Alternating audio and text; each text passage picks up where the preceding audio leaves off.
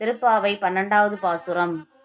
கனைத்திலங்கற்றருமை கன்றுக்கிறங்கி நினைத்து முளைவழியே நின்றுபால் சோர நனைத்தில்லம் சேராக்கும் நற்செல்வன் தங்காய் பனித்தலை வீழனின் வாசல் கடைபற்றி சினத்தினால் தென்னிலங்கைச் கோமானைச் செற்ற மனத்துக் கினியானை பாடவும் நீ வாய்த்திறவாய் இனித்தான் எழுந்திராய் ஈதென்ன பேருறக்கம் அனைத்தில்லத்தாரும் அறிந்தேலோர் எம்பாவாய்.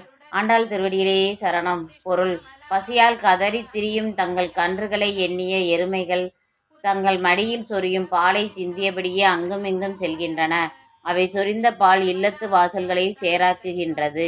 இந்த அளவுக்கு விடாமல் பால் சொரியும் எருமைகளுக்கு சொந்தக்காரனான ஆயனின் தங்கையே, கொட்டுகின்ற பனி எங்கள் தலையில் விழ உன் வீட்டு தலைவாசலில் நாங்கள் காத்து நிற்கிறோம்.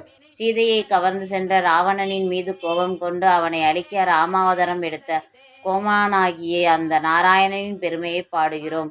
நீயோ இன்னும் பேசாமல் இருக்கிறாய்.